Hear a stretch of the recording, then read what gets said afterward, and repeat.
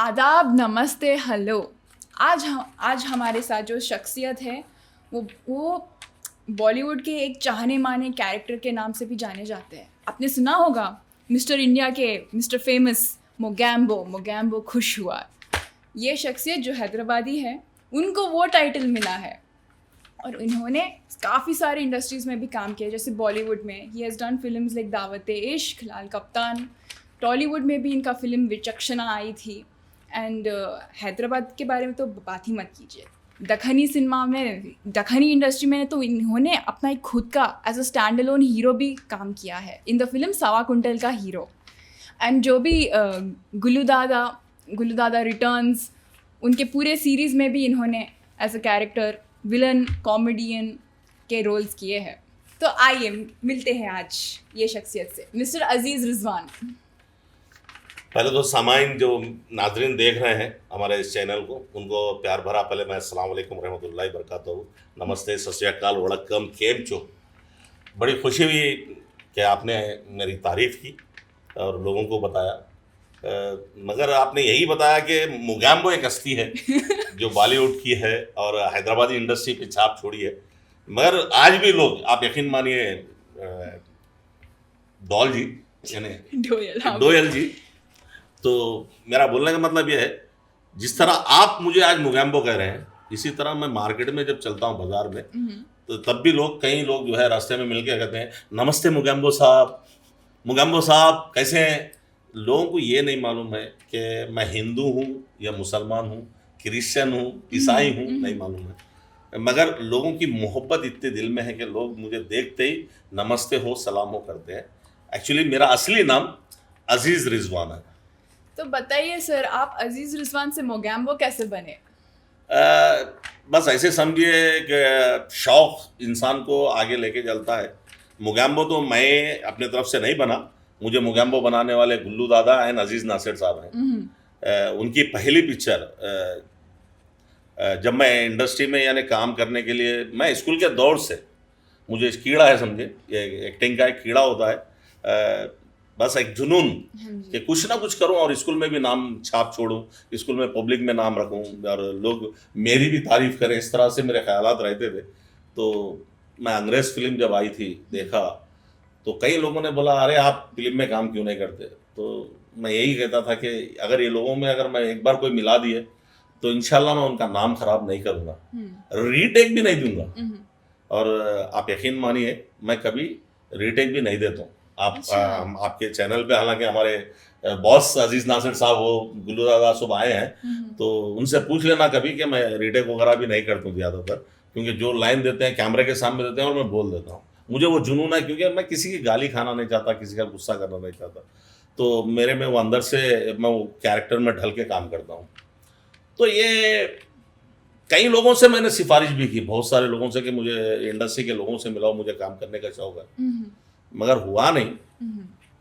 करते करते एक पिक्चर आज की जागृति जो शाहाना खान मैडम की है, वो पिक्चर के लिए मुझे कि इनायत अली साहब ने लेके गए थे। शायद वो पिक्चर के वो डायरेक्टर रहने वाले थे, मगर थे नहीं वो पिक्चर में, वो डायरेक्टर नहीं रहे, मगर उन्होंने मिलाया और मैं शाहाना खान की पिक्चर वो कर रहा था, मेन विलन आज की जागृति, गौड़ कैरेक्टर। पहली बार मैं कोई फिल्म के लिए कॉस्ट्यूम वगैरह डाल के, गेटअप वगैरह डाल के विलन के लिए कह रहा हूँ। और पहला मेरा जो है आइटम सॉन्ग से शुरू हुआ। अच्छा, पहला सीन ही मेरा आइटम सॉन्ग से शुरू हुआ।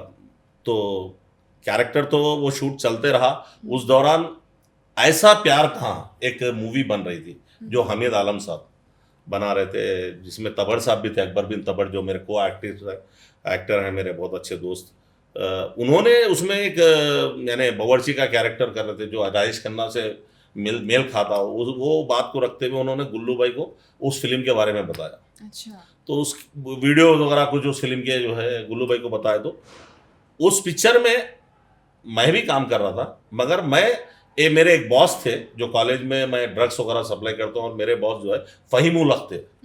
तो वो वीडियोस में फ़हीम उल हक ने के साथ था। तो वो गुल्लू दादा ने वो देखे वीडियो, तो फ़हीम उल हक से कहे कि ये कैरेक्टर मुझे चाहिए।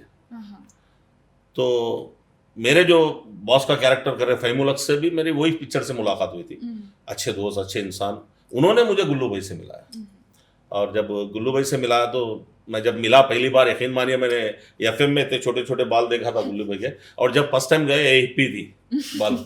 और मैं बार बार बेचैन होके फहीम भाई को बोल रहा कि गुल्लू भाई कब आते हैं, जबकि मेरे बाजू बैठे हुए। उनकी ऑफिस पे जब गया तो बहुत देर हंसे, उसके बाद बोले गुल्लू भाई, जब उसके बाद आवाज़ निकाले आई बोल के, जब समझा कि ये गुल्लू भाई है। क्योंकि वीक की वजह से हम कभी देखे नहीं थे, बाल की वजह से उनका चेहरा चेंज था। तो उसके बाद मैंने बात किया, मैं उसके बाद मेरी पर्दे पे आने वाली सबसे पहली फिल्म, और अगर मुझे कोई पर्दे पे पहली बार पेश किया तो गुल्लू दादा ने, अजीज नासिर ने, क्योंकि वो पिक्चर में ज्वाला नाम था, उसका नाम हटाकर उन्होंने मुगैम्बो रखा था। अच्छा।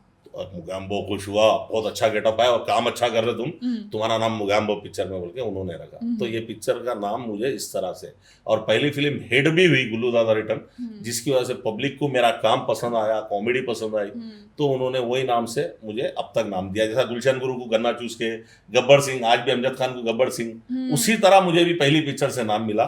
ये मैं हैदराबादी इंडस्ट्री के लोगों को और साथ ही साथ नाजरीन को मैं उनका आभारी हूँ, उनका शुक्रिया अदा करता हूँ कि उन्होंने मुझे पहली पिक्चर से अपनी मोहब्बत से अपने पलकों पर बिठा रखा। सर विलन कैरेक्टर जो करते हैं ज़्यादातर बहुत गंभीर रहते हैं, बहुत क्रूर रहते हैं, पर आप विलन में कॉमेडी ला लिए आप। हाँ। तो आपको लगता है कि कॉमेडी के साथ जो विलन का जो इंटेंसिटी रहता है वो थोड़ा कम हो गया, या डाइल्यूट हो गया? नहीं, ऐसा कुछ नहीं है। हाँ। कॉमेडी और विलन अलग अलग सब्जेक्ट है, और कॉमेडी करने वाले विलन नहीं कर सकते, मगर इंसान की बॉडी कॉमेडी और विलन कराती है। अभी जैसे कि अभी मेरी बॉडी है, अभी मेरा पेट है और यह है मेरे, मैं अगर कॉमेडी करा भी तो अच्छा लगता, और मैं विलन करा तो भी अच्छा लगता, क्योंकि मेरी आवाज में बेस भी है। विलन के लिए आपका चेहरा, गुस्से वाला, आपकी बॉडी और आपका एटीट्यूड, वो चीज मैं दिखा सकता हूँ, और मेरी आवाज से मैं विलन बता सकता हूँ। कॉमेडी के लिए अपनी ही बॉडी का हलना और अपने चेहरे के एक्सप्रेशन चेंज करते हुए और पब्लिक को हंसाते हुए बात करना, वो कॉमेडी है। तो मुश्किल बहुत नहीं होती है, यानी बोलना मतलब विलन कैरेक्टर एक ऐसा है, जैसा कि मैंने ऐसी की तैसी में की थी, जो बिल्कुल कॉमेडी अंदाज में थी, मेन विलन था, मगर सिकंदर साहब उस पिक्चर के डायरेक्टर थे, हालांकि तो एक महमूद के जैसे एक अंदाज में वो मैं इतने मूंछ लगाया था, तो एक अंदाज था कॉमेडी में, विलन था मैं। तो कोई दवा खिलाते तो उनको बोलता हूँ, मैं शहाबुद्दीन साहब हैं, वो तुम्हें जैसा समझ रहे ना, मैं वैसा नहीं। तो ये एक नया मैंने ऐसा क्रिएट किया था कि कुछ ऐसा नया करेंगे, तो ऐसा नहीं कि बिल्कुल बाढ़ दाड़ वाला विलन करें। हाँ, दुल्हन हैदराबादी में बिल्कुल सीरियस कैरेक्टर, वो बिल्ला वो बला है जो भैंस से तो क्या खुलगे से भी दूध निकाल लेता है। मैंने वो प्रेम जो पड़ा, शीशे की वो बला है, वो पत्थर से वो है, वो ध्यान में रख के जो है मैंने वो डायलॉग जो है, जो आनंद साहब जो डायरेक्टर हैं, उनसे बोल के मैंने हर सीन पे एक डायलॉग रखा। और इत्तेफाक से वो पिक्चर में करने में मजा इसलिए आया क्योंकि उस पिक्चर में मैंने गे का कैरेक्टर किया था। लोगों ने बहुत सराहा, और मैंने बहुत अच्छे अंदाज से भी किया, लोगों को पसंद भी आया। कई लोग ताज्जुब करेंगे, अरे इस तरह से पहली बार, तो है नहीं ना। हाँ, ये और लीला, पहली बार मैंने उसमें लीला डाला था, हे लीला ऐसा डाला था, तो लीला बहुत फेमस हुआ था। तो हमारे साथ जो मैंने वो गे कैरेक्टर जो करते थे हमारे पास, मैंने वो लोगों को तो ज्यादा ये वो नहीं बोलना चाहिए, वो लोग भी जो है मुझसे ये कहते थे कि ये फेमस करेंगे हम भी हमारे लोगों में लीला बोलेंगे, अब जैसे जब भी मिलेंगे हे लीला ऐसा करेंगे बोल के चलाते थे। तो मुझे भी खुशी होती थी। हमारी पिक्चर आई, बहुत अच्छे चली। तो कोशिशें तो अभी भी जारी है, सीखने को तो मिलता है, अभी भी मैं कोशिश कर रहा हूँ बहुत सारी पिक्चरें करने की, जैसे कि बॉलीवुड के भी कई पिक्चर कर चुका हूँ, शरद सक्सेना के साथ तो 8-10 कर चुका हूँ। तेलुगु पिक्चरें भी, जैसा कि प्रेमेना प्राणम, इला चुडू कसारी, सूचना, इला चुडू और विचक्षणा। अभी मेरी एक फिल्म आ रही है जो हिंदी, तेलुगु, तमिल, मद्रासी गैंग, अच्छा, जिसमें अस्मित पटेल भी हैं, और तमिलनाडु का हीरो है बच्चा रंगा, और अध्यान सुमन भी है, हीरो कैरेक्टर, सेकंड हीरो है वो। और इसमें मैंने कॉमेडी कैरेक्टर किया है। बिल्कुल ऐसे समझो जैसे गुल्लू दादा एफएम में कैरेक्टर करते हैं ना, हाँ उस जी। तरह से। यानी आता कुछ नहीं, बाता बड़े बड़े और करने जाना कुछ, अच्छा। वो उस किस्म का है। और थोड़ा सीरियस भी हूँ उसमें। हम्म, बचपन से हीरो मेरे साथ रहता है, अच्छा कैरेक्टर है। और अजय साहब इस पिक्चर के डायरेक्टर हैं, श्रीनिवास साहब जो है प्रोड्यूसर हैं। वो पिक्चर मार्केट में आएगी क्योंकि 3 लैंग्वेज में है। शायद ये पिक्चर से मुझे कुछ नाम मिल जाए, काम मिल जाए। और एक फिल्म आ रही है मेरी, turning point. Okay. Turning point, Hibba Patel जो हीरोइन है, उसके फादर का कैरेक्टर किया हूँ मैंने, डीसीपी कैरेक्टर, बहुत ही जल्लाद डीसीपी। उस पिक्चर अगर देखें तो आप कहेंगे औरतों को भी इतना बेशर्मी से मारते क्या, कोई बोलेंगे उतना बुरी तरह मारा हूँ, लेडीज को भी टॉर्चर देना करना। हालांकि वो नहीं है मारना सब्जेक्ट में, मगर वो पिक्चर में दिखाना था, वो कुछ खुबलाना था वो, यानी उसकी बच्ची के ताल्लुक से रहता, क्योंकि वो हिब्बा पटेल मेरी बेटी का कैरेक्टर कर रही है। अच्छा। तो बहुत ही अच्छा कैरेक्टर है जो मेरे को आनंद साहब की वजह से मिला। और कोहान नायडू साहब डायरेक्टर हैं, और रमेश साहब इसके प्रोड्यूसर हैं। पिक्चर बहुत अनकबीर, हमारे क्या नाम, टीजर वगैरह जो है, क्या नाम है हमारे एक्टर, उनसे अल्लारी नरेश साहब के साथ जो है ओपनिंग भी की है। मार्केट में आ जाएगी इंशाल्लाह, बहुत जल्द वो पिक्चर आ जाएगी। और एक मेरी पिक्चर चल रही है, और बहुत जल्द मैं पहली बार एक इंटरव्यू में देने जा रहा हूँ, और आपके सामने हो रहा हूँ मैं। बहुत जल्द सनी देओल के साथ एक पिक्चर करने जा रहा हूँ। ओके।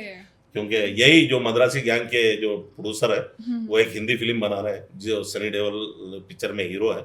तो उनके साथ इंशाल्लाह मैं एक अच्छे कैरेक्टर में आपको नजर आऊंगा। अभी वो कैरेक्टर क्या है क्या नहीं, मैं शूट पे जाऊंगा तो बोलूंगा। इंशाल्लाह दिसंबर में इस फिल्म का मेरा शूट है। मुबारक हो sir. I hope Thank you. Everything goes well in your way. Thank you. मेरी ख्वाहिश है, क्योंकि मैं शुरू से बचपन से धर्मेंद्र और सनी देओल का ही फैन हूँ। मैं बहुत सारी आवाज़ें भी उनकी निकालता था पहले, यानी तब आप आपके ड्रीम स्टार के साथ काम करने वाले हो तो मेरा ड्रीम एक्चुअली देखो, ऐसा तो हमें सलमान खान या शाहरुख खान के साथ तो काम मिलता नहीं। अगर मिल जाए बड़ी बात है, सैफ अली खान के साथ तो कर चुके हैं, मगर कहीं ना कहीं ऐसा दिखता है, ऊपर वाले से हम ख्वाहिश करते हैं कि एक छाप बड़े आर्टिस्ट के साथ काम करके छोड़ दे और पब्लिक के नज़र में आ जाए। बस एक मौका मिल गया तो मैं कोशिश यही करूँगा कि वो उनका दिल भी जीतूंगा और पब्लिक के सामने भी आऊँगा। सर, अगर आपको वो मौका मिल गया तो वो मौके में कौन सा किस्म का किरदार करना चाहेंगे आप? मुझे एक्चुअली ज़्यादातर बेस वाला यानी विलन कैरेक्टर अगर मिल जाए तो बहुत अच्छा है। हाँ। मैं कॉमेडी के लिए बॉलीवुड में अभी कॉमेडी हर कोई कर रहा है, हीरोज भी कॉमेडी कर रहे हैं, मगर विलन ऐसा है कि जल्लाद किस्म का हो, जैसा राम रेड्डी था, मारे तो खून ही निकलता बोले सर का, उस तरह का। तो मैं भी यही सोचता हूँ कि ऐसा कोई छाप छोड़ूं जो डायलॉग रहा है कि बात करेगी तेल लगा के कुछ भी बोलूंगा तो डायलॉग ये रहेगा कि तेल लगा के, छोड़ूंगा नहीं। हम बात करेंगे ना, बात करेंगे जा तेल लगा के एक ऐसा सेंटेंस छोड़ूंगा कि पब्लिक भी बात करेंगे तो तेल लगा के। बढ़िया सर। आप सैफ अली खान साहब के साथ काम करे, और मैंने सुना है कि सेट्स पे आपको हमें मिला खजाना वाले भी बुलाते थे, तो उसका स्टोरी क्या है सर? हाँ, ये एक अच्छा बोले। हाँ। एक सेट पे हम सैफ अली खान साहब की फिल्म लाल कप्तान के सेट पे जयपुर में, हाँ। तो राजस्थान गए थे, तो वहाँ पर फोन ले आना भी अलाउ नहीं था। अच्छा। तो एक म्यूजिक बज रही थी अरबी की, टना टना टना टना टना टना टना टना टना टना टना, ऐसा बज रही थी। मस्खरेपन में हम भी बैठे बैठे जो है, हमको मिला खजाना जाना, अम्मी को जाके बताना, अब्बा को जाके बताना, कल को जाके बताना, ऐसा बोल के ये कर रहे थे। वो डायरेक्टर सुन रहा था, हाँ। तो डायरेक्टर बोला कौन कर रहा है बदमाशी, आओ फिर बुलाए, करो फिर एक बार करे, तो यही डायलॉग डालो आग के सामने। तो जब सुने तो, क्योंकि फ़ोन भी बंद हो जाता था बाजू को, क्योंकि ले आना अलाउड नहीं था। एक मरतबा मेरा फ़ोन ऑन था, तो ख़ासतौर पे डायरेक्टर साहब नवदीप सिंह साहब बोले, रिजवान साहब आप कभी गलती नहीं करे, ये पहली बार है आपकी और आखिरी गलती, इसके बाद नहीं आना, नहीं तो उड़बैठ करा दूँगा। तो मेरे से ले लिए थे फ़ोन, तो हम कभी फ़ोन नहीं ले आते, तो वो किसी के फ़ोन पे, तो वो जब बोले कि ये अम्मी को जाके बताना, कल को जाके बताना, ये हैदराबादी लैंग्वेज बहुत अच्छा है, तो हम लोग वो मिल के करे। मेरी जो टीम थी, रज़ाक भाई थे, आलाद भाई थे, मदन, गोदन, ये सब मिल के हम लोग अच्छा सा करें। और पूरे सेट पे यही चर्चे चल रहे थे। हम अगर नहीं भी आ रहे तो अरे वो अम्मी को जाके बताना, अब्बा को जाके बताना, लोग नहीं है क्या बोल के चल रहा था। तो यही बातें हो रहे थे और हम जब भी जाते थे पूरे हर कोई ये अम्मी को जाके बताना, अब्बा को जाके बताना, क्या क्या क्या हमको मिला खजाना, हमको मिला खजाना तो बहुत खुश हो रहे थे हम लोग, पिंडारी थे खजाना लूटने वाले। वो गेटअप में वो बहुत अच्छा आया। खैर सीन तो फिल्म में उतना खास करीब से आया नहीं, मगर आया सीन तो आया वो, मगर उतना खास नहीं आया। मतलब अगर आ जाता क्लोजअप से वगैरह तो हाईलाइट हो जाता। सर आपका दावत इश्क में भी आप काम करे तो उसमें आपका कास्टिंग कैसे हुआ? दावत इश्क पिक्चर में जो है ये क्या है, जीवी के वन के लांबा क्या है वो, लामकाम। हाँ। लामकाम में ऑडिशंस हो रहे थे। अच्छा। तो वहाँ पे मैंने गया तो पहले तो सोचा ना दूं, तो नहीं लामकाम में तो शायद ये, अरे वहाँ अन्नापूर्णा स्टूडियो के पास हुआ। अच्छा। वहाँ पे हुआ, राइट, दावत इश्क का वहाँ पे हुआ। तो इस्माइल भाई भी थे जब उसमें, हालांकि राजू श्रीवास्तव साहब, अरे वो हमारा दोस्त था, ऐसा कुछ भी नहीं हुआ। हर्षवर्धन जो ऑडिशंस ले रहे थे वो उनकी टीम। तो मैं भी गया, मेरा जो था सब्जेक्ट मैंने दिया, उन्होंने बोला आपको फ़ोन आएगा, कंपलसरी आप कैरेक्टर पे हैं, आप इंस्पेक्टर कैरेक्टर करेंगे। वो होते होते ये हो गया कि 1 महीना निकल गया, 1 महीने के बाद फिर शूट आना शुरू हुई, हैदराबाद में शूट शुरू हो गया। मेरे को फ़ोन ही नहीं आ रहा, तो मैं एक दिन फ़ोन किया हर्षवर्धन को, तो हर्षवर्धन बोले कुछ तब्दीलियाँ हुई हैं, मैं आपको बताता हूँ। बोले कुछ नहीं, फिर एक दिन अचानक फ़ोन आया और मैं जो है सेट पे पहुँच गया नामपल्ली स्टेशन। वहाँ पर गया तो मुझे कपड़े जो है कांस्टेबल के दिए गए। मैं बोला सर मैं इंस्पेक्टर कैरेक्टर, माप वगैरह इंस्पेक्टर का दिया। तो बोले नहीं, कैरेक्टर चेंज कर दिए तुम्हारा थोड़ा, अच्छा, कोई दूसरे आर्टिस्ट को दिए, तो आप साथ रहेंगे और आप ही बोलेंगे डायलॉग्स। अच्छा। वो खाली साथ रहेंगे क्योंकि उनको दिखाना है। ठीक है, मैंने मंजूर किया। हम लोग रेलवे डिपार्टमेंट के रहे थे एक्चुअली पिक्चर में। तो रेलवे स्टेशन पे हम लोग हालांकि 7 दिन रेलवे स्टेशन पे शूट किए और अच्छे खासे डायलॉग्स थे। परिणीति चोपड़ा, आदित्य राय कपूर, अनुपम खेर, उनको पकड़ना, उनको बोलना, उनको यानी डराना, ये सब होता है। उसके बाद वहाँ से अरेस्ट करके मैं जीप में ले लेके चले आता हूँ। उसके बाद ये शूट ख़त्म होने के बाद बम्बई बुलाया गया हमें। बम्बई में 13 दिन हम लोग शूट किए सेट पे। एक दिन तो बिल्कुल शूट भी नहीं हुई, कुछ तकरार हुई थी आखिरी दिनों में, क्योंकि क्लाइमेक्स ही चेंज कर दी उसके बाद। हाँ, तो आप यकीन नहीं मानते, हम अनुपम खेर को मैं डराता हूँ, मोबाइल खींच लेता हूँ, उनको मारता भी हूँ रेलवे पुलिस डिपार्टमेंट में, यानी उसमें डाल के जेल में। परिणीति को गुस्सा करता हूँ क्योंकि इंस्पेक्टर को खाली बिठा और आर्डर देने का इंस्पेक्टर काम हमारा था। तो ये सारी चीज़ें हैं। आदित्य राय कपूर तो खाली कंप्लेंट करके फिर बाद में आके छुड़ा गए। सारी चीज़ें तब्दील हो गए। जितने 13 दिन का शूट किया और यहाँ 7 दिन का शूट किए थे, ये सारी चीज़ें कट होकर सिर्फ एक सीन आता है जब हम अरेस्ट करने के लिए जाते हैं और आदित्य राय कपूर जब बोलता है कि अरेस्ट करके ले गए हो, मगर वो सीन में यह आया कि इनको छोड़ दो, और हम छोड़ के चले आते। इतना था सीन। सारी पब्लिक में हमारे फोटोज वीडियोस हम डाल चुके थे मीडिया में, हालांकि फेसबुक इंस्टा वगैरह, जब इंस्टा नहीं था टिकटॉक वगैरह था तो हम लोग डाल दिए थे। मगर सारी पब्लिक ने बोला तुमने इतने डाले मगर आप सीन में तो एक ही है। कब क्या हो जाए पता नहीं इंडस्ट्री में, यानी रूल कितना भी बड़ा चढ़ा के बता दे, और हम हैं जब तक के फिल्म नहीं आती। मेरे बॉस गुल्लू दादा कहते हैं कि कोई भी पिक्चर आप काम करो, जब तक आप थिएटर में दिख ना जाए पूरी तरह, जब तक उसके बारे में मत बोलो। मुझे उसके बाद समझ में आई ये बात।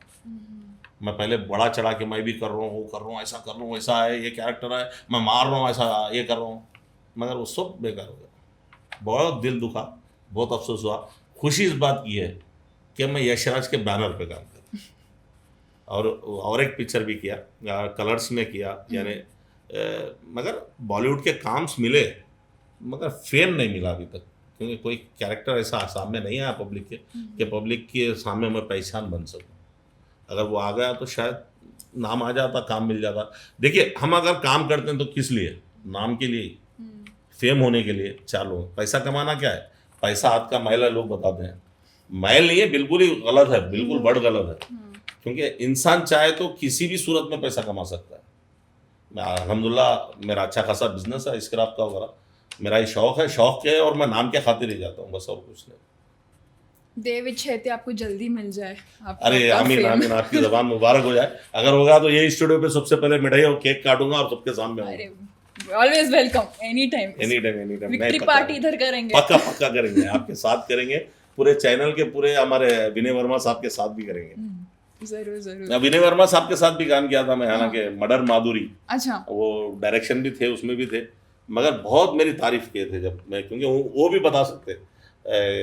हालांकि मैं उनके कई पिक्चर्स हिंदी तेलुगु के देखता हूँ, डबिंग में भी देखता हूँ टीवी पे। बड़ी खुशी होती है कि मेरे डायरेक्टर साहब, मेरे बॉस, जब मुझे यहाँ से भी कॉल आया था स्टूडियो से, तो मैंने यही बोला कि मेरे बॉस थे ऑलरेडी वो, तो मेरे खुशी होती कि चलो उनका एक इंस्टीट्यूट है और वो भी काम करते हैं, अच्छा सा काम करते हैं और बहुत सारे पिक्चरों में काम कर रहे हैं। कभी हमारा भी किस्मत खुलेगी, हमें भी चांस मिलेगा, क्योंकि बरसात हो रही है तो चींटे हम पे भी आएंगे, कभी ना कभी आएंगे, कोशिश करते हैं, मगर अच्छा है काम उनका। वो भी तारीफ, वो आदिवासी कैरेक्टर देख के बहुत परेशान है, क्योंकि आप यकीन नहीं मानते, वो पिक्चर में जंगली आदमी रहता हूँ मैं। अच्छा, हीरोइन को उठा के लेके जाने का था और ले आके उसका रेप करना था, जो पहले आदिवासी लोग क्या करते थे, यानी किसी को समझ नहीं थी, कुछ भी नहीं था। यानी सब्जेक्ट ये था, जब आदिवासी लोग थे, जब भी औरत की इज्जत लूटी जाती थी।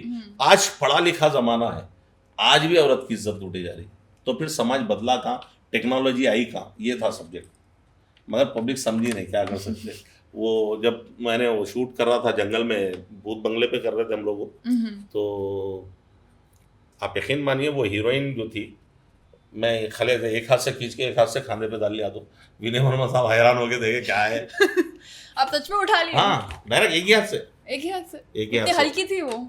अब 55 किलो की तो थी, ये 55-60 किलो की, मगर अब पहले जिम में हाँ करते हो? हाँ, मैं दंगल करता था, कुश्ती, तो अभी तो छोड़ दिया बहुत सालों से। अच्छा। तो मेरे लिए वो उठाना कोई बड़ी बात नहीं थी। और एक चीज़ क्या है, कितनी भी वजन चीज़, कोई चीज़ अगर उठाना हो तो ज़रा सोचेगा, मैं लड़की को उठाना हो तो मर्द आदमी में खुद ब खुद जज्बात आते हैं, वो उठा लेगा खुद ब खुद। क्योंकि आप गौर कर लो, दूल्हा कैसा भी रहो, दुल्हन कितनी भी मोटी रहो, गोद में उठा के लेके आएगा। वो तो है सर, वही दम है। लगा के है ईशा, जोर लगा के ईशा। तो मैंने 1.25 कुंटल का हीरो जो मूवी किया,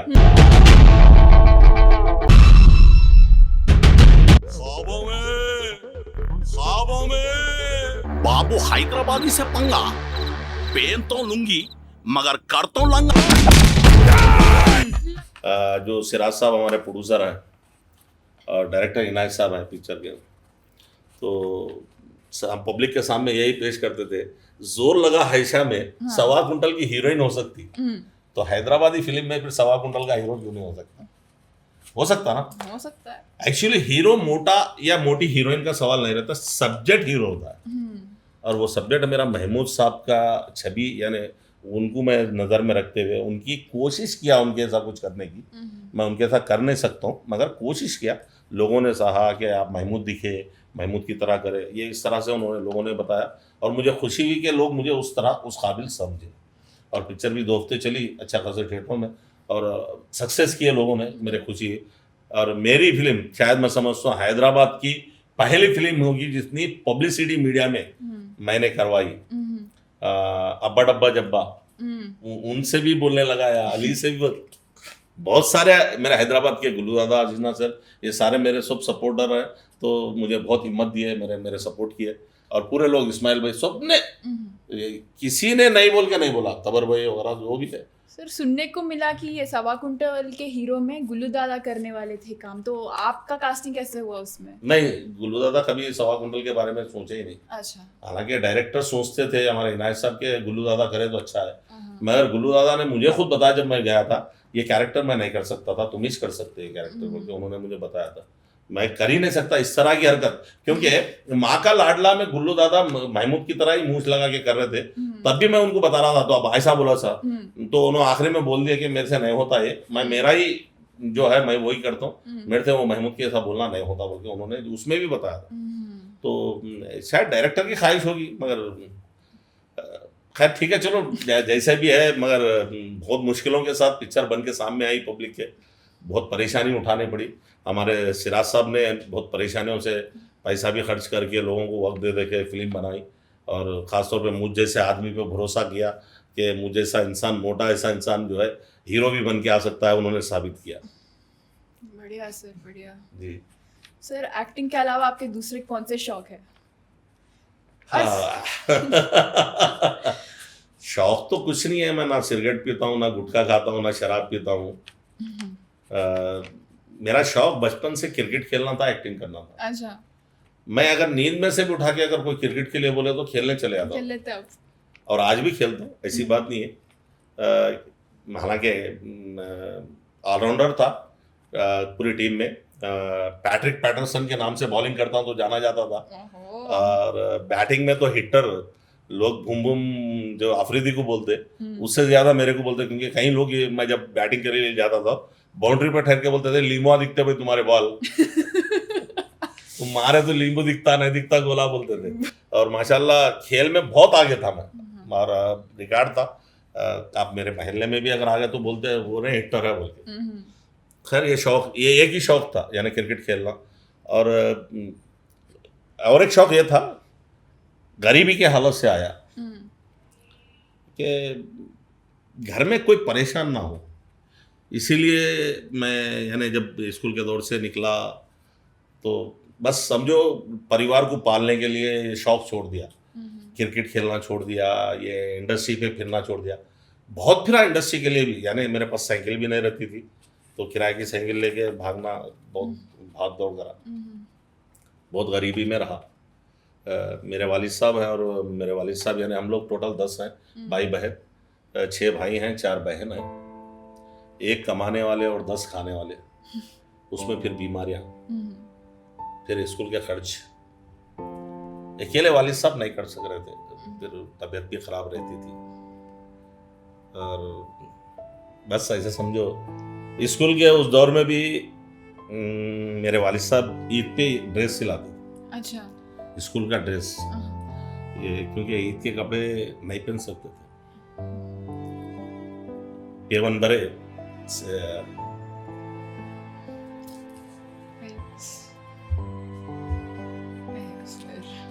तो फिर आपने जिम्मेदारी उठा ली।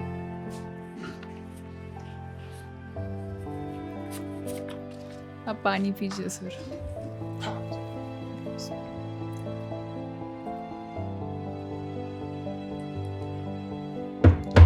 इतने प्रेशर में आपने कारोबार शुरू किया?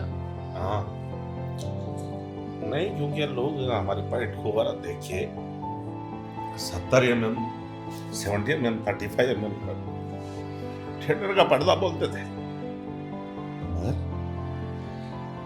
खैर ऊपर वाला वो दिन भी दिखाया।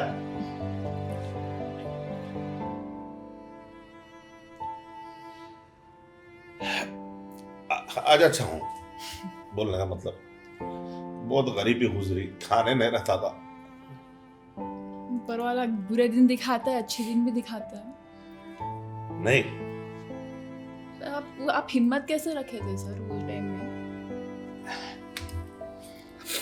बस फैमिली को देखना था, वालिद साहब को देखना था, खाने नहीं रहता था। वाला भी भोज की दुकान से भी जो है यानी हमको खिलाने के लिए बिल्ली को चिचड़े डालना है, बिल्ली के चिचड़े दो बोल के लाके खिलाते थे। वालिद साहब तो नहीं, वाला है मेरे। आज मेरी जॉइंट फैमिली है, 42 मेंबर्स रहते हम लोग, एक ही भगोने में पकवान होता। आज भी पूरे भाइयों को पढ़ाया, अच्छा लिखाया। मैं नहीं पढ़ सका, 10वीं क्लास तक ही पढ़ा मैं, हालांकि उर्दू मीडियम से हूँ, मगर कभी नाराज नहीं रहा ऊपर वाले से। जो हालत मेरे का उसका शुक्रिया अदा करा, आज खुशहाल रखा अल्लाह ताला। ऊपर वाले का करम है, पूरे चीजें अच्छे है।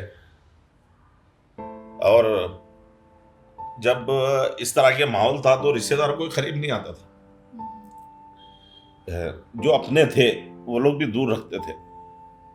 मगर जब कमाना शुरू किए, काम करना शुरू किए, लोगों में अपनी छाप छोड़ना शुरू किए,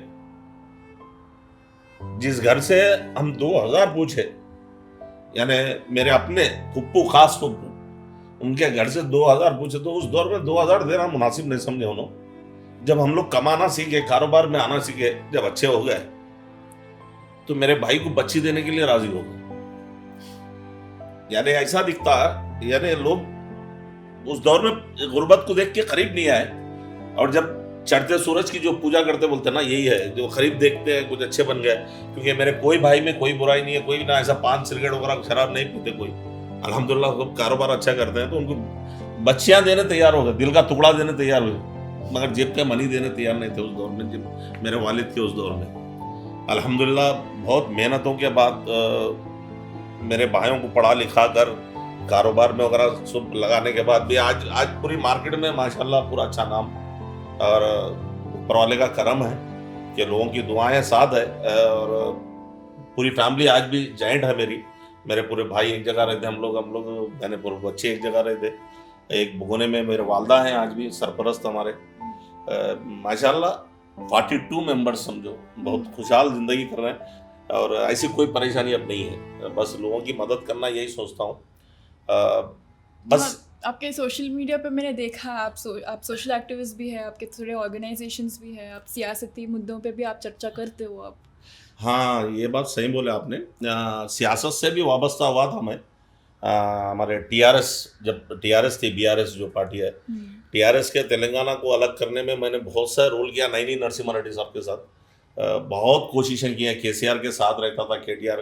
पहली बार हमारे गोलकपुर मुशीराबाद में कविता जी का दौरा कराया था मैंने, तो बिल्कुल करीब रहता था, इंचार्ज था, मुशीराबाद इंचार्ज था मैं।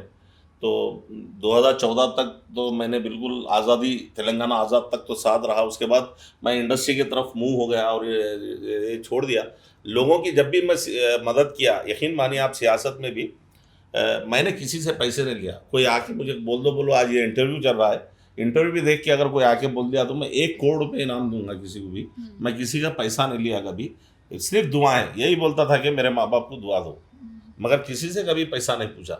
हर एक का काम फ्री करके दिया, गवर्नमेंट काम हो, पुलिस स्टेशन का काम हो, या कहीं से भी कुछ भी मुसीबत आंदो, फ्री करके दिया, किसी से पैसे नहीं लिया कभी। क्योंकि बस मेरे वालिदैन को दुआ दो, मेरे वालिदैन की दुआओं के सदक़े में सब मेरे बराबर थे।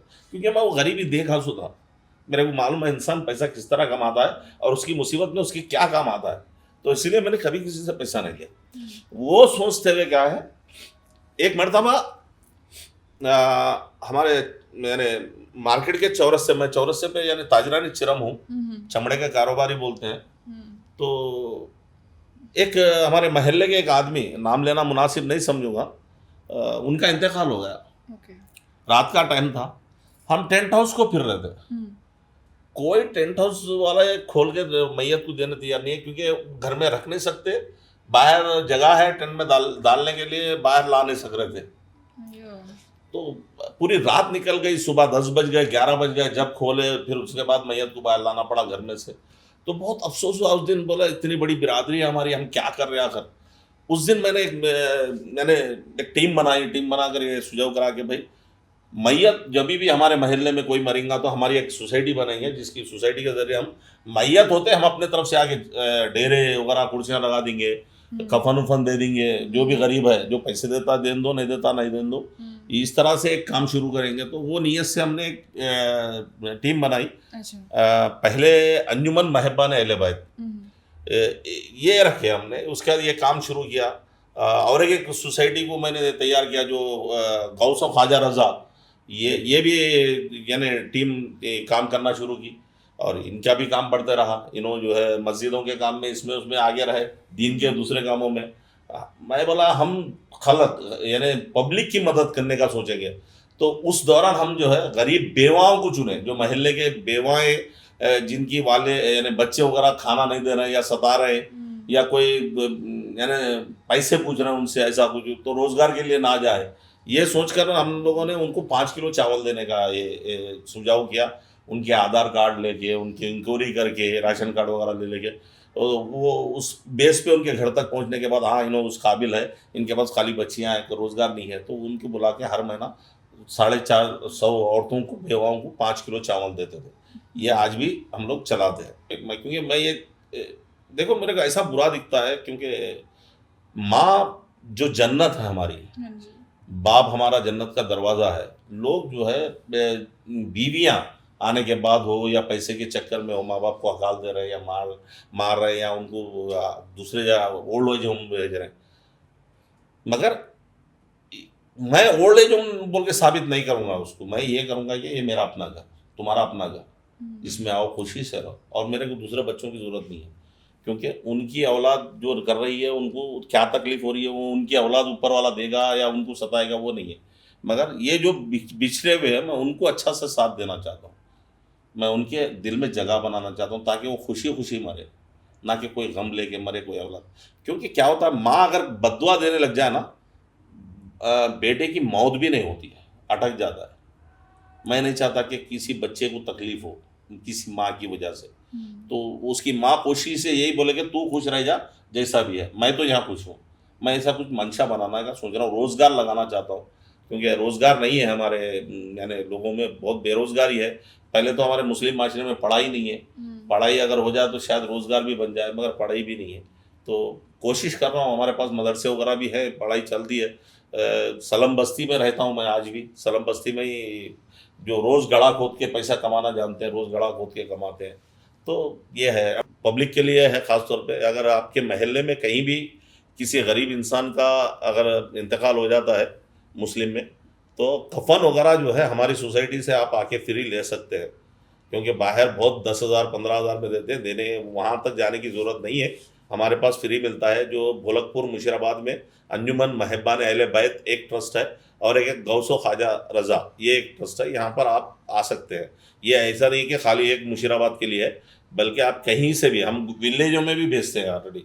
अगर ऐसी इत्तला आती है तो हम विलेजों को भी, हालांकि पुलिस स्टेशन से भी लावारिस लाशों का भी आता है तो वो भी करते हैं हम। अच्छा। हाँ वो भी करते हैं, मुशीराबाद पीएस से आते हैं बहुत सारे, गांधीनगर से वगैरह, तो वो भी करते हैं। लावारिस है तो मजहब कैसे मालूम होता है? अब खतना की बुनियाद एक है हमारे पास, अच्छा। यानी मर्द आदमी की खतना की जाती है। अब औरत को तो नहीं पहचान सकते, अब ज़्यादातर वो टैटूज देखा जाता है, लिखे हुए रहते हैं। अब हिंदू में तो हर एक को टैटूज है आजकल, देख रहा हूँ मैं। साहब आपने इतना सोसाइटी के लिए आप कर रहे हैं, आप सियासत में आगे क्यों नहीं बढ़ने का इरादा था, इरादा सियासत में जाने का आज भी है। हाँ जी। कोशिश ये है कि मैं फिल्म लाइन में कुछ बन जाऊं, पहले ऐसा एक मंशा था। तो मेरी अभी बहुत सारी फिल्में आने वाली है हैदराबाद की, जो जैसे के हमारे सिराज अहमद साहब जो एंटरटेनमेंट है हमारे, उनके बैनर पे 8 फिल्में आने वाली हैं जिसमें मेरे हीरो के कैरेक्टर्स हैं, जैसे हौला है, धूम मचाले है, अफरा तफरी है, महमूद है, चलती के अनो से 12 है, बाबा जानी है, डबल रोल, पहली बार मैं मेरी पिक्चर में मेरा डबल रोल रहेगा। हाँ, तो ऐसे चोर इंटरनेशनल है, और मुझे याद तो नहीं आ रहा, मगर बहुत सारे ऐसे पिक्चरें हैं जो बन के रेडी है, मेरी आने वाली है और आएगी इंशाल्लाह। तो डबल रोल में थोड़ा क्या चैलेंजिंग लगता है क्या सर, या मजा आता है? मजा कैसा आता है, मजा आता है। एक विलन कैरेक्टर है और एक हीरो कैरेक्टर है, तो विलन के लिए बेस आवाज अलग दो, हीरो के लिए कॉमेडी अलग करो। अच्छा। तो करने में मजा आता है, क्योंकि इंसान ढाल लेना चाहिए। मैं कपड़े पहनता हूँ तो अपने आप को समझ जाता हूँ कि मेरा ये कैरेक्टर है, तो मैं उस हिसाब से डर जाता हूँ, कपड़ों से कैरेक्टर आ जाता है। क्योंकि जबरदस्त मूवी थी, मिसाल बता दूं मैं, अजीज नासर साहब हमेशा मुझे कैरेक्टर बोल के बुला लेते थे, तो जबरदस्त मूवी का सेट पे भी चले गए, कैमरा भी रेडी हो गया, हम लोग सामने आके ठहरे। मैं बोला साहब डायलॉग क्या है, वो दे दिए, तो अब तो भी दे दो, मैं बोलता हूँ, क्योंकि मैं हमेशा कैमरा के सामने ही दिए, क्योंकि उनको कॉन्फिडेंस था कि बंदा एक ही मिनट में बोल देगा। मेमोरी थोड़ी फास्ट है मेरी, अच्छा याद कर लेता हूँ। तो मैं बोलते जा रहा हूँ, वो हंसते जा रहे हैं, आखिरी में बोले अजीज नासर साहब, मुगैम्बो इतने फास्ट से ये पिक्चर में तुम गूंगे हैं। फिर बैठा, इसी तरह 5 दिन पूरा वो रिहर्सल पूरा है उनका सीखा, तब जाके मैं जो है जबरदस्त में वो गूंगे का कैरेक्टर किया। और खुशी तब मिली मेरे को जब मैं डबिंग कर रहा था। बाहर राशिदा सिंगर है हमारे, वो बैठे हुए थे, डबिंग के लिए आए थे। तो मेरी जब हो गई तो मैं बाहर निकला, उसके बाद बोला जाइए आप करिए, बोले तो वो बोले अरे वो अंदर मुक्का है शायद ना, उसको आन दो पहले, वो जो गूंगा है अंदर बैठ के गूंगू कर रहा, बोले अरे नहीं कोई भी नहीं है, नहीं है, जब से उन्होंने आवाज कर रहे वो गूंगा है कोई, वो गूंगा कैरेक्टर को बुलाई शायद, बोले तो अरे वो मैं था, बोला हैरान हो गए उन्होंने, तुम कर रहे थे? अरे मैं यकीन ही नहीं कर रही बोले। तब जाके यकीन हुआ कि मेरा कैरेक्टर उभर के आएगा। और लोगों ने सहा, जबरदस्त फिल्म है कि अच्छा कैरेक्टर था गूंगे का। और आज भी पब्लिक कहीं जाता तो बोल के ऐसा चिढ़ाते, ये कैरेक्टर था तो चलते रहता पब्लिक में भी, यानी कई जगह हंसी हंसी मजाक होती, पब्लिक से छेड़ लेती भी, पहचानती। मेनोग्राम है समझो, 100 आदमी के बीच है, हजारों, ये मेनोग्राम है मेरा। देखते ही मुगाम्बो बोल के आवाज देते। मगर ये मोहब्बत है लोगों की, और कुछ नहीं। अल्लाह ताला नवाज दिया, बस एक गरीब को उठा के सरताज बना दिया, यानी सर का ताज। किस्मत बदल गई अब। किस्मत बदल गई, पता नहीं। मैं ये भी नहीं कहता हूँ कि मेरी मेहनत का नतीजा है, मैं ये कहूँगा कि लोगों की दुआओं का नतीजा है। मेरी माँ की है, मेरे यानी बहनों की है, मेरे भाइयों की, मेरे दोस्तों की, फिर ऊपर से चाहने वालों की, सबकी दुआएं हैं मेरे साथ। दुआ प्लस कर्मा, बस बस बस सक्सेस। Part success. कई लोग जो दुबले होते हैं, और मैं जिंदगी में लोग लॉस से डरते, मैं तो लॉस करना चाहता ही नहीं। लास्ट, हाँ, लास्ट मतलब लॉस। लॉस, हाँ क्योंकि बॉडी भी लॉस करना नहीं है, दुबला करना नहीं है। हाँ क्योंकि अगर मैं दुबला हो गया, कैरेक्टर ही खत्म हो जाता। हाँ जी। तो एक कैरेक्टर के लिए कभी मैं दुबला होना नहीं चाहता एक्चुअली, देखा तो। हालांकि जब हीरो कैरेक्टर्स आते हैं तो सोचता हूँ कि दुबला हो जाऊं, क्योंकि आजकल हर चीज निकली हुई है, तो सोचता हूँ अगर थोड़े दिन मेहनत कर लूँ तो हो जाएगा। मगर फिर सोचता हूँ कि मुझे 2 कैरेक्टर मिलते हैं, कॉमेडी एंड विलन, तो फिर क्यों करूँ, रहने तो देखेंगे। जब बिल्कुल ही एक तरफा सोचेंगे तब सोच के कम करेंगे। अभी तो अच्छा हूँ, फिटनेस में हूँ, ऐसा कुछ नहीं है। मुगाम्बो जी, हाँ बोलिए। मैंने सुना है कि हाँ। आप शेर शायरी भी करते हो। अरे वाह। मैं शायर हूँ, इसीलिए करके बाहर हूँ। तो हमारे ऑडियंस के लिए जरा कुछ पेश कीजिए। बिल्कुल पेश करेंगे, ऐसी बात नहीं है, क्योंकि शायरी तो करना ही है। आपका नाम क्या है? डोयल। खाली डोयल है? पूरा नाम? डोयल झा। डोयल जा है, अच्छा। बना बना के दुनिया मिटाई जाती है, जरूर कोई कमी है जो हम तुम में पाई जाती है। जब इस चैनल के मुद्दे पर हम जैसे आर्टिस्ट आ जाते हैं, उसी दम एक शम्मा जलाई जाती है, और शम्मा जला के बुझा भी देते हैं वो। धुओं के सिमतों की उंगली उठाई जाती है। आने वाले पूरे चैनल पर ये एक ही बात करते हैं, देखो आशिकों की यही हालत बनाई जाती है। डोयल जी के ऊपर मैं बोलना बहुत पसंद करता हूँ। हालांकि इस शेर को मैं तोड़ के भी बता सकता था, जैसा कि बना बना के दुनिया मिटाई जाती है, जरूर कोई कमी है जो हम में पाई जाती है। जब आपके सामने डोयल मैडम के सामने जब हम आ जाते हैं, उसी दम एक शम्मा जलाई जाती है। और एक अगर आपको देखा जाए तो कहेंगे लोग, ये हुस्न वाले मेरे तस्बीह के दाने हैं। तस्बीह जो पढ़ते ना, हाँ। ये हुस्न वाले मेरे तस्बीह के दाने हैं, नजर उन पे भी जाती है और इबादत होते भी जाती है। वाह वाह वाह वाह वाह। हम अहले वफा हुस्न को रुसवा नहीं करते, अगर पर्दा भी गिरे आपसे तो देखा नहीं करते। कर लेते हैं अपने दिल में तसव्वुर से ही रोशन, माना कि इन चिरागों से उजाला नहीं करते। छोटा मोटा शायर हूँ, बोल लेता हूँ। ये तो ये हुआ, मैं देशभक्ति पे बता दूँ आपको। आज का जो माहौल चल रहा है बहुत बुरा है। अगर किसी को अज़ा से नफरत है या किसी को भक्ति से नफरत है, तो फिर वो देश में रहने की जरूरत नहीं है उसे। मेरा देश सेकुलर देश और हर मजहब को रखने वाला देश, और इसमें भक्ति भी सुनोगे, अज़ा भी सुनोगे, भजन भी सुनोगे, हर चीज सुनोगे। सुनना है तो ही देश में रहना है, नहीं तो नहीं रहना है।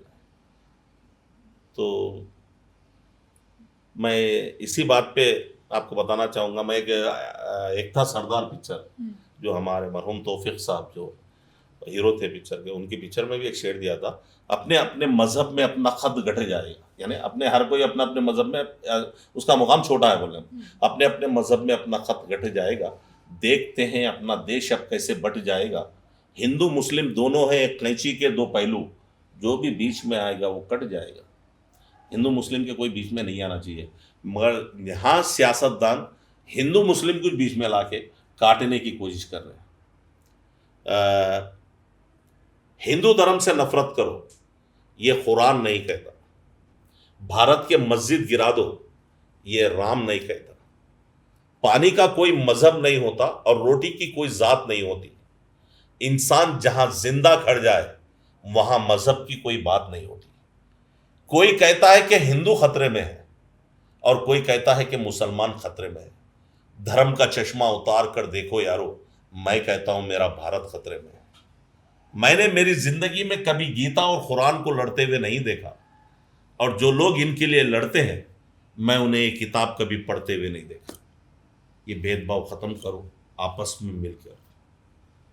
इंसानियत वाली बात कह दी आपने अपने शेर से। नहीं, जरूरी था, क्योंकि पहले तो गणेश फेस्टिवल चल रहा है, उनको भी मुबारकबाद देता हूँ, और मिलादुन नबी ये जो हमारी कल है तो उसके लिए भी मैं मुबारकबाद देता हूँ। या देखिए, दस्तूर में हमारे पास आज भी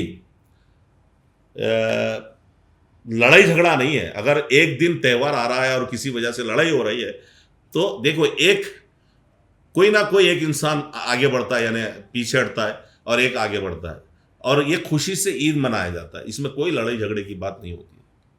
तो हाथों में अपने गीता रखेंगे, सीने में अपने कुरान रखेंगे, मेल बढ़ाए वैसा धर्म व ईमान रखेंगे, शंख बजाएंगे भाईचारगी का, अमन की भी एक ऐसी अजान रखेंगे। हाँ मेरे भाइयों, हमारा काबा भी रहेगा, तुम्हारी काशी भी रहेगी, मगर हम तुम मिलकर सबसे पहले हिंदुस्तान रखेंगे। ये चुप ऐसे तो बोलते रहे तो इंसानियत वाली बात कह दी आपने, बस। दिल को छू दिया ये। हाँ देखो यार, दिल पे छू लिया। तो बहरहाल इस तरह से क्या है बोले तो, इंसान देशभक्त भी होना चाहिए, यानी मजहबी तो रहे ही रहे, देशभक्त भी होना चाहिए। मैं फख्र करता हूँ कि मैं मुसलमान हूँ, मगर उससे भी ज़्यादा फख्र भी करता हूँ कि मैं हिंदुस्तानी हूँ। मेरे देश पे मुझे नाज़ है, मैं खाता पीता देश का हूँ तो गाता भी देश का हूँ। तो मुझे कुछ गलत नहीं बता सकते कोई। अगर कोई मुझे बता रहा है कि तुम ये है तुम वो हो, तो मैंने जितने सिजदे मेरी ज़मीन पे किए इस धरती माँ पे, वो बोलने वाला भी उतने नहीं किया होगा। तो फिर मेरी माँ है तो मेरी ज़मीन है, और मैं इस ज़मीन में दफनाया जाता हूँ, तुम्हारी तरह जला के राख में बहाया नहीं जाता। वो राख भी जमीन में ही गड़ता है। कहाँ है? पानी के तरह चले जाता है, गड़ता कहाँ है? मैं तो दफनाया जाता हूँ पूरी तरह धरती माँ की गोद में सो जाता हूँ। मैं भक्त हूँ कि तुम भक्त हो? दोनों ही है। नहीं, मगर मैं ज्यादा हक रखता हूँ। आपकी सोच रखिए आप। नहीं, इसलिए बताना यही चाहता हूँ, बोला मतलब किसी पे आप ये मत बोलिए। अगर वो देशभक्त है तो है, वो हिंदुस्तानी है तो है। हाँ, अगर हिंदुस्तानी ना कहे, किसी और को जिंदाबाद कहे, तो उसे गोली मारो। हक बनता हमारा, क्योंकि हमारे देश का खाता है, फिर हमारे देश की हिदायत क्यों नहीं करता है? ये बिल्कुल आपको भी हक है, मेरे को भी हक है, मैं भी मारूंगा वो तो ज्यादा मैंने जैसा बता, मोहब्बत के नाम पर हम दगा नहीं करते, मजहब के नाम पर हम सियासत नहीं करते। मरते भी हैं तो दफनाए जाते हैं गुसूल के साथ इस जमीन में, क्योंकि हम अपने वतन की मिट्टी को नापाक नहीं करते। हम हैं हिंदुस्तानी, सारे जहां से अच्छा हिंदुस्तान हमारा, हम बुलबुले हैं इसकी, ये देश है हमारा। सर, आप इससे पहले आप बोल रहे थे कि नास्तिक, मतलब आप बोल रहे थे जिसका धर्म नहीं है तो देश नहीं, तो नास्तिक का क्या करेंगे आप आपके हिसाब से, किसी भी धर्म में विश्वास ना रखे? देखिए, एक चीज है, नास्तिक खिताब दिया है कौन? दुश्मन कौन है आपका? जो दोस्त होता है वही दुश्मन बनता है। और नास्तिक अगर कोई चीज, अगर किसी को भगवान नहीं मानता है, आप उसके पीछे क्यों पड़े कि उसे भगवान मानो बोल के? मेरा एक सवाल है आपसे, आप उसके पीछे क्यों पड़े उसे भगवान मानो बोल के? अगर वो नहीं मानता तो ना माने। जब उसे कोई मोजिजा दिखेगा, कोई यानी करिश्मा होगा, तब उसे दिखेगा तो आएगा, आपके बोलने से नहीं आएगा। अगर मैं शराब पीता हूँ, आप मुझे छोड़ो छोड़ो बोले, मैं नहीं छोड़ो तो क्या करोगे? मुझे मेरे हाल पे छोड़ोगे ना। उसके पीछे क्यों पड़ोगे? अगर पीछे पड़ोगे तो ज्यादा करेगा। हाँ जी। तो नास्तिक के लिए उसको इग्नोर कर दो, क्योंकि नास्तिक आपके ही इसमें नहीं है, हर एक के इसमें है। और नास्तिक को हम कुछ नहीं कर सकते। अब नाम ही तुम नास्तिक दे दिए, फिर नास्तिक को अब क्या करना बोले तो क्या रहा उसका? आस्तिक थोड़ी है जो जिसको तुम नास्तिक बनाने जा रहे, नास्तिक ही है वो। अब उसके बारे में तुम फिक्र करके क्यों नास्तिक बन रहे? आप बोल रहे थे ना, तो इसलिए मेरे को वो डाउट आया। नहीं नास्तिक का बिल्कुल, क्या? देखो इंसान के कर्म इंसान को लेके आते हैं। हाँ जी, वो तो है। और जो भी अच्छा करो या बुरा करो, अब लोग अगर दुनिया में जन्नत समझ रहे हैं तो दुनिया में चल रहे हैं, तो मरने के बाद जो है स्वर्ग मिलने वाला है, उनको अगर नहीं समझ में आ रहा तो नहीं समझ में आ रहा, दुनिया में जाए उनको जो भी है। मरने के बाद का कौन देखा, वो सोच रहे हैं उस तरह से। हमें तो मालूम है, हम तो अकीदा रखते हैं कि खुदा है, आप रखते हैं भगवान है, तो आपको तो मालूम है कि हमें, देखिए आप भगवत गीता लीजिए या कुरान लीजिए, कहीं ये लिखा हुआ नहीं है कि किसी को तकलीफ दे के आप खाना खाओ, हाँ, है? नहीं। और हर किताब में यही बताया गया कि लोगों की मदद करो, लोगों को देख के खाओ, लोगों की ख्याल करो, पड़ोसी का ख्याल करो, रिश्तेदारों का ख्याल। आपकी किताब में भी है, मेरी किताब में भी है। फिर अब जब धर्म में ही नहीं है तो फिर ये लड़ाई क्यों है? फिर ये नास्तिक क्यों समझा जा रहा है? अगर नास्तिक आज खुद है, उन्हें सेल्फिश है, तो उसको सेल्फिश रहने दो ना। उसको आप आस्तिक बनाने की कोशिश मत करो, उसको नास्तिक ही रहने दो। उसको देखो, इंसान जब तक नहीं समझता जब तक कि उसको ठोकर नहीं लगती। आप क्या समझते हैं, बादाम खाने से अकल आती? ठोकर खाने से। ठोकर खाने से अकल आती? अगर बादाम खाने से अकल आती तो आज फ्रूट वाले पूरे अकल वाले होते थे। हाँ जी। हर कोई बादाम खाता था, पढ़ने क्यों जाते थे? भाई गरीबी में, आज देखिए मेरे गरीबी में मेरे से क्या मुश्किलात हुई, आज मुझे हर चीज का तजुर्बा हासिल हुआ, तो क्या मैं बादाम खाया गरीबी में? ऐसा कुछ नहीं है। ठोकर खाना, इंसान को एहसास होना, इंसान को सबक मिलना, वही इंसान को तरबियत देता है, वरना इंसान को कुछ नहीं मिलने वाला। दुनिया में हमारे पास यही है कि देखो, आए जब आपकी अजान हुई कान में और जाते जब नमाज भी आपकी। देखिए आप मंदिरों में भी पूजा होती, सब आपके अकीदे पे आप है, मेरे अकीदे पे मैं हूँ। आप भगवान मानते, मैं खुदा मानता हूँ। सिर्फ आज लड़ाई इस बात की है कि भाई पूरे एक होके मानो, ये नहीं होने वाला है। वो तो नहीं होगा। क्यों? हो ही नहीं सकता। क्यों? सब अलग है। क्या अलग है? अपने विश्वास अलग है। कैसा? कैसा वो तो पैदाइशी। पैदाइश हो तो आपको कौन बोले आपको आप मुसलमान थे या हिंदू थे? नहीं, हम पैदाइशी परवरिश वैसे ही हुई ना।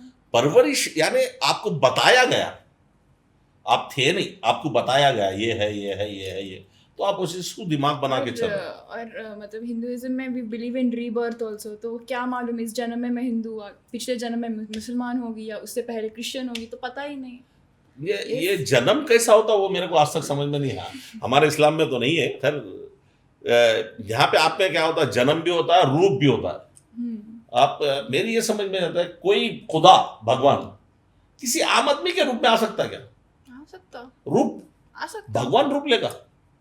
हम गीता में तो यही कहा है कि तुम मुझे जिस भी रूप में मानोगे मैं उसी रूप में प्रकट हाँ, होऊंगा। यानी आप सोचे तो है, हाँ, रूप में आते नहीं है, सोचे तो है। यार देखो हम भी बोलते हैं खुदा हर जगह है, रूप नहीं है, हर जगह है।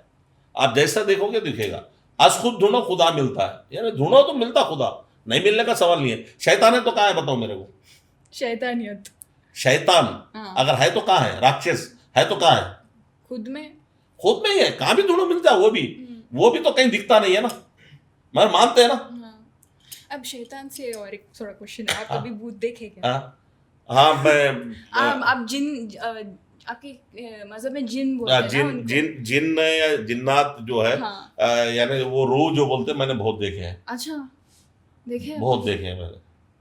बल्कि कैसा इंसान के अंदर आने के बाद उसका आवाज का बदलना, अच्छा। उनसे बातें करा, मैंने बातें भी की। अच्छा। आपको नहीं मालूम, मैं पब्लिक को भी नहीं मालूम, मैं एक खलीफा भी हूँ। हमारे खलीफा मतलब?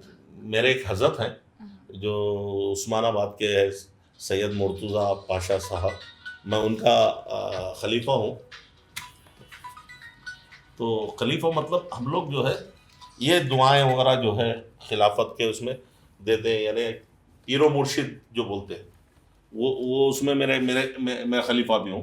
तो अब आप कई लोग बोलेंगे कि आप फिल्म से वाबस्ता है, फिर खलीफा कैसे? मेरे हजरत ने कहा था कि आप खलीफा बन सकते हैं, और उन्होंने खिलाफत भी दी मुझे, और बोला कि ये इंडस्ट्री के बाद आप जब भी छोड़ेंगे आप जो है अच्छे खासे मौलाना हो जाएंगे। कि मैं मैसेज यही देना चाहता हूँ लोगों को, मेरा अगर दोस्त हिंदू है तो मेरा दोस्त हिंदू है, मैं फ़ख्र करता हूँ। मैं उसे ये नहीं कहता कि तू मुसलमान बन या अल्लाह बोल। तो अगर मेरा वो हिंदू दोस्त भी अगर मेरे साथ रहता तो मुझे मुसलमान ही एक्सेप्ट करता है, उन्हें ये नहीं कहेगा कि मुझे जय श्री राम बोल, क्योंकि उसे भी मालूम है मैं मेरे अकीदे पे हूँ, वो उसके अकीदे पे है। तो हम आज भी मिलजुल के एक ही कप की चाय पीते हैं, आधी आधी करके पीते हैं। वही होटल में जाता हूँ जो हिंदू होटल है, तो वही होटल के यानी कप को मैं मुंह लगाता हूँ। वही होटल पे हिंदू भी मुंह लगाता है, वही होटल पे मुसलमान भी लगाता है। वहां तो फिरका नहीं दिखता। होटलों पे जाके खाना खाते वही प्लेट में मुस्लिम भी खाता है, हिंदू खाता है, मगर वहां पे फिरका नहीं दिखता है। क्यों? इंसानियत आती है वहां पर। इंसानियत नहीं आती है, वहां सिर्फ अपनापन आता है, सिर्फ अपना देख लेते हैं। अगर इतना भी नहीं है, अगर आपको ऐसा लगता है तो आप अगर गलत काम के लिए अगर कहीं जाते हैं तो क्यों वहां जात पात जब नहीं देखी जाती? वहां तो खुशी खुशी कर देते। फिर गलत काम बोल रहे तो किस, मैं पूरा नाम मीडिया में नहीं बोलना चाहता, ठीक है ठीक। गलत गलत ही है, कुछ भी काम हो। फिर वहां क्यों नहीं देखे जाते? जहां खुदा और भगवान जहां पे बिठाया गया है, उन मंदिरों पे जहां पे आपको लोगों को इंसानियत का सबक मिलता है, वहां की बातें रख के आप लोगों को लड़ा रहे हैं।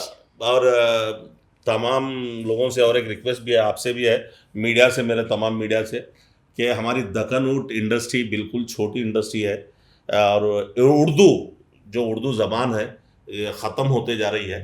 तो मैं तमाम लोगों से अपील करता हूं कि उर्दू को बरकरार रखें, और उर्दू फिल्में जैसे दक्कनी फिल्में जो बनना बंद हो गई हैं, ताकि उसको कहीं ना कहीं सब्सिडी वगैरह मिल जाए। आप कहीं ना कहीं, हमारा कोई फिल्म चैम्बर नहीं है, कोई फिल्म एसोसिएशन नहीं है, तो कहीं बड़े लोग जो है इसमें आगे आए, जो देख रहे हैं, अगर कोई सियासतदान देख रहे हैं या कुछ देख रहे हैं, तो हमारे दक्कन ऊँट के लिए छोटी सी सब्सिडी दीजिए, ताकि हम उर्दू को ज़िंदा रख सके और उर्दू फिल्में बना सके, हैदराबादी फिल्में, और हैदराबादी कल्चर हम बता सके, कॉमेडी हंसा सके।